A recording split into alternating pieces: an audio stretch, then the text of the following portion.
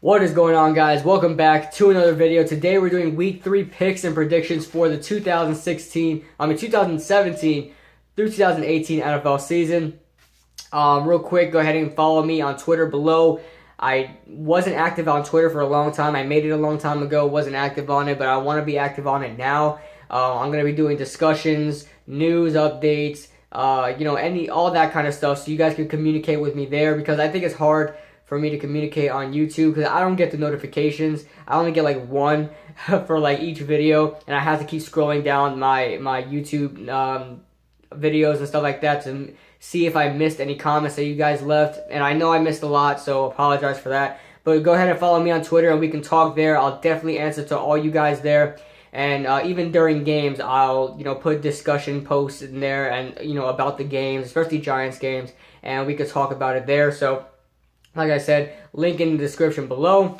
Want to start off now. Last week I went 12-4. I switched my pick from the Vikings and Steelers. I picked the Vikings. I switched it to the Steelers because Sam Bradford was out, and that probably could have saved me, because even if Sam Bradford played, the Steelers still look very good. So good thing I was able to switch it real quick. So that's also why you should follow me on Twitter for any changed picks that I made, and then it may convince you also otherwise if you're in any pick'em leagues or whatever, any betting leagues or stuff like that. So I'll definitely notify you guys there if I change my picks on Twitter. So yeah, last week I went 12-4. I am 22-9 altogether overall, and then against the spread I went 8-8. And then altogether against the spread, I am 16-15. My sports fan entertainment pick'em league rank is tied for 68th. I'm only 4 wins off from first place. 68th sounds like a lot out of like 560 or 600 people. But 68th sounds like a lot. That means like 68 people had a better record than you, and that's not the case whatsoever. There are a whole page full of people tied for 68th place because I'm only 4 wins off from first place, and there's a lot of people with 22 wins, a lot of people with 23 wins, a lot of people with 24 wins, so a lot of people in that range. So, I'm only a few wins off. I mean, next week if I pick really good picks, I can get to first place just like that. So, 68th, I'm not worried about it. I'm definitely up to the challenge to get to top 3. So, Thursday Night Football, we have the Rams at the 49ers, and a lot of people don't like this game. A lot of people think it's going to be a very boring game, and it may be a very boring game, but these are two teams that sucked last year, but these are two teams that actually are looking pretty good this year, and they're in the same division, so it may make this division a little bit more interesting. Like we saw 49ers almost hold off the Seattle Seahawks. They barely lost 12-9.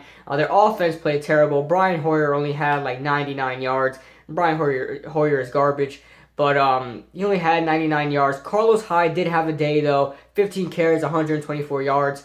But this 49er offense really struggled against the Seattle Seahawks, but the defense actually played very well, only allowing 12 points to the Seattle Seahawks, playing on the road at CenturyLink Field. So, hats off for the 49ers for that. But you got to think, was it bad Seattle Seahawks play, or was it good 49ers play? And I'm leaning towards bad Seattle Seahawks play, because they did struggle against the Green Bay Packers too, who don't have a world-beating defense by any means. So, you got to be concerned about the Seattle Seahawks right now, and you got to have a little confidence in the 49ers. If you're a 49ers fan, have a little confidence going into this game. You may pull it out. I'm going to take the Rams anyway because I think they just look better. They didn't have a great offensive showcase against the Washington Redskins, but they definitely moved down the field. Todd Gurley now becoming more of a pass catching back. He's a power back that can also pass catch, so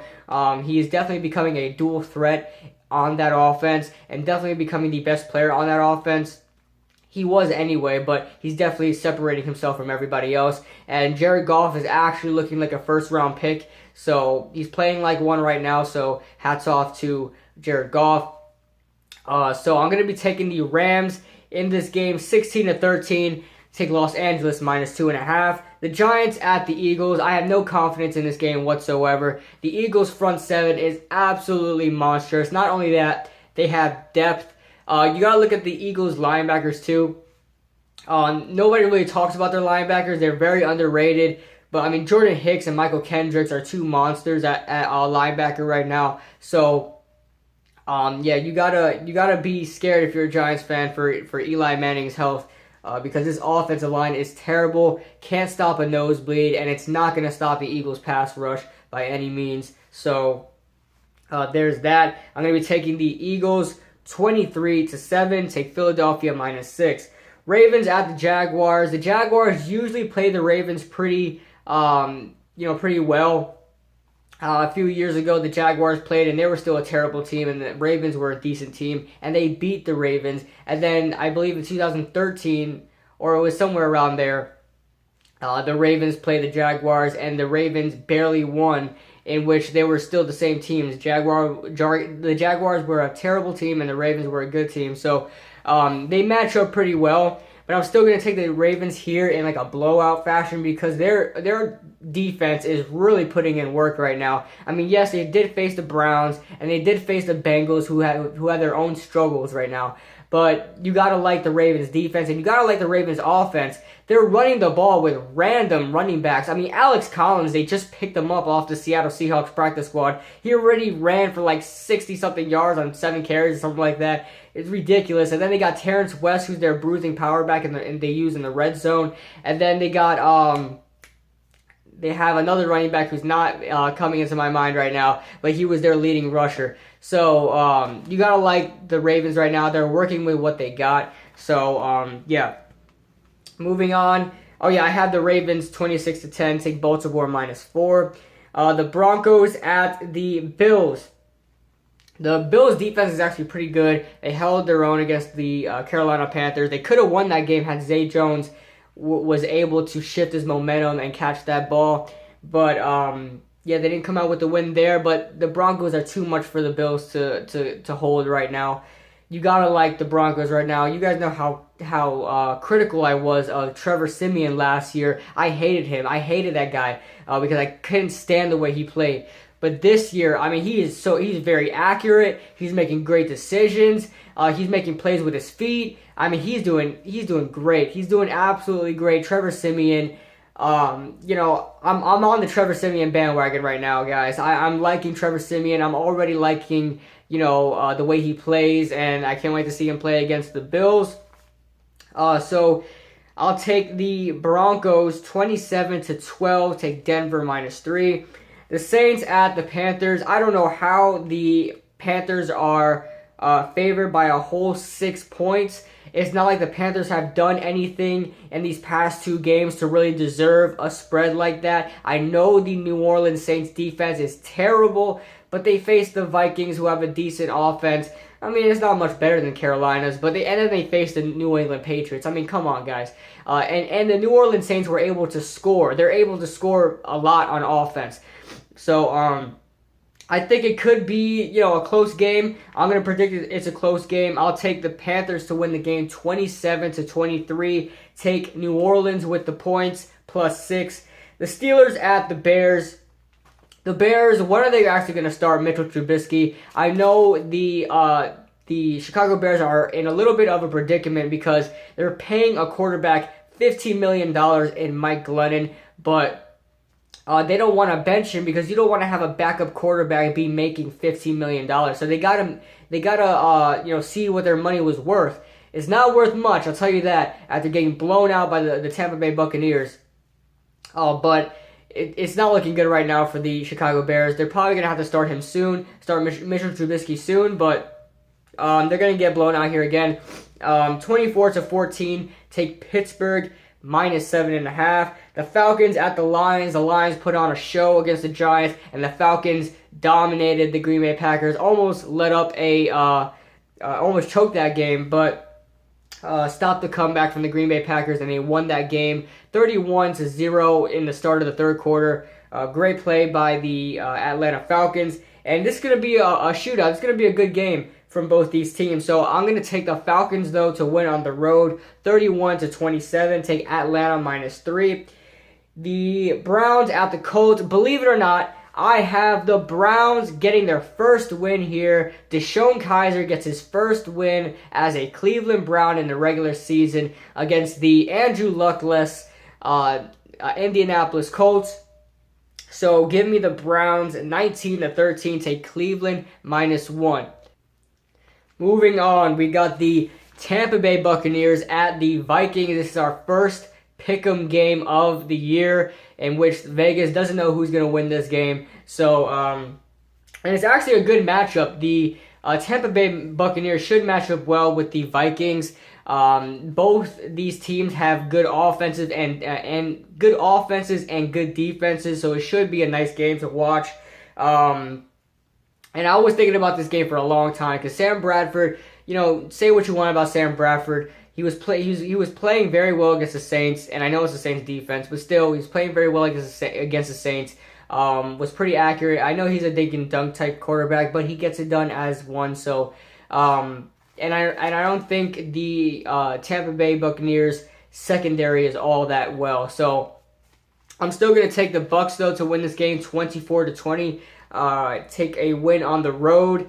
The pick'em game. It's a pick'em game. So I choose the Bucs. Moving on to the Texans at the Patriots. I don't think the rookie quarterback Deshaun Watson has a chance against the Patriots, but that's just me. I'll take the Patriots 35-14. Take New England -13, a huge spread, and it may not go in New England's favor, but I'll take them anyway. The Dolphins at the Jets. I knew the Dolphins would pull out the win against the Chargers, but I didn't think it was going to be like that. Younghoe Koo again missed a field goal and choked the game away for the Los Angeles Chargers. The Los Angeles Chargers could be 2-0 right now, but they're 0-2 because of Younghoe Koo. Never trust a kicker that only does trick shots. So moving on to Dolphins at the Jets. I'm going to take the Dolphins here to win this game, but it's going to be close. I don't think the Jay Cutler-led offense is really going to put up world-beating numbers. I think they're really going to rely on Jay Ajayi, and so if teams know that, they're going to be planning for Jay Ajayi, and they're not going to score as much points. And the Jets' offense doesn't look too bad right now, so it's going to be a close game. Division rival, it is what it is. 20-17. I'm taking the Jets +6. Taking the Jets with the spread, not to win. So the Seahawks at the Titans. I was surprised that the Titans were favored. I favored the Titans, but I was pretty surprised that Vegas favored the Titans and not the Seahawks, and with good reason though. The Titans actually look very, very much better than the Seattle Seahawks right now. So I'm going to take the Tennessee Titans to win, a big win against the Seattle Seahawks, 17-10. I think it's going to be a close game, and not as much scoring going on. So I'll take the Titans 17-10. Take Tennessee -2.5. The Bengals at the Packers.